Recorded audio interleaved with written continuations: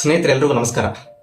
ನೋಡಿ, ಗಾಂಧೀಜಿಯ ಮುಸ್ಲಿಂ ಓಲೈಕೆ ಅನ್ನುವಂಥದ್ದಿತ್ತಲ್ಲ, ಅದು ಯಾವ ಹಂತಕ್ಕೆ ಹೋಗಿತ್ತು ಅನ್ನುವಂಥದ್ದನ್ನ ಇವತ್ತು ನಿಮಗೆ ಒಂದು ಉದಾಹರಣೆಯ ಮೂಲಕ ನಾನು ಇವತ್ತು ನಿಮ್ಗೆ ಹೇಳ್ತೀನಿ.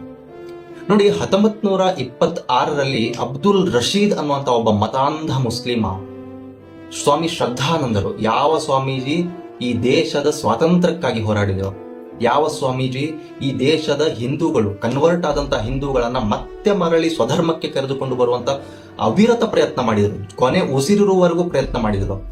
ಅಂಥ ಸ್ವಾಮೀಜಿಯನ್ನ 1926ರಲ್ಲಿ ಅಬ್ದುಲ್ ರಶೀದ್ ಅನ್ನುವಂಥವನು ಗುಂಡಿಕ್ಕಿ ಹತ್ಯೆ ಮಾಡ್ತಾನೆ.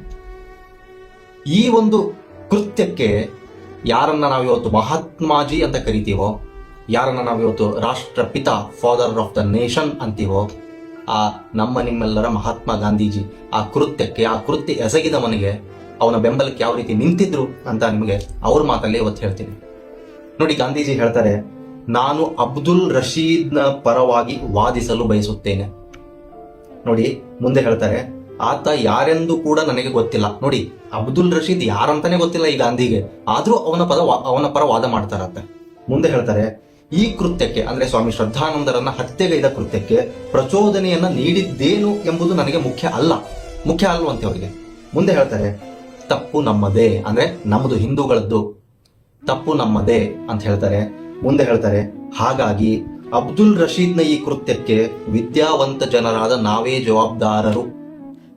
ಮುಂದೆ ಹೇಳ್ತಾರೆ ಗಾಂಧೀಜಿ, ಆದ್ದರಿಂದ ವಿರೋಧಿ ಪಕ್ಷವನ್ನು ದೂಷಿಸುವುದು ಅನಗತ್ಯ. ವಿರೋಧಿ ಪಕ್ಷ ಯಾರು? ಅಫ್ಕೋರ್ಸ್ ಮುಸ್ಲಿಮರು. ಅವರನ್ನು ದೂಷಿಸುವುದು ಅನಗತ್ಯ ಅಂತ ಹೇಳ್ತಾರೆ. ಮತ್ತೆ ಹೇಳ್ತಾರೆ, ಅಬ್ದುಲ್ ರಶೀದ್ ನನ್ನ ನಾನೇಕೆ ಸಹೋದರ ಎಂದು ಕರೆದೆ ಎಂದು ನಿಮಗೆ ಈಗಲಾದರೂ ತಿಳಿದಿರಬಹುದು ಅಥವಾ ಗೊತ್ತಾಗಿರಬಹುದು ಅಂತ ಹೇಳ್ತಾರೆ.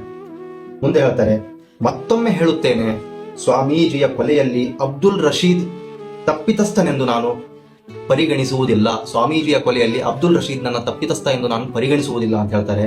ಬದಲಾಗಿ ದ್ವೇಷ ಭಾವನೆಯನ್ನು ಬಿತ್ತಿದ ಎಲ್ಲರೂ ತಪ್ಪಿತಸ್ಥರು ಅಂತ ಗಾಂಧೀಜಿ ಹೇಳ್ತಾರೆ. ಇದು ಅವರ ಮುಸ್ಲಿಂ ಓಲೈಕೆ.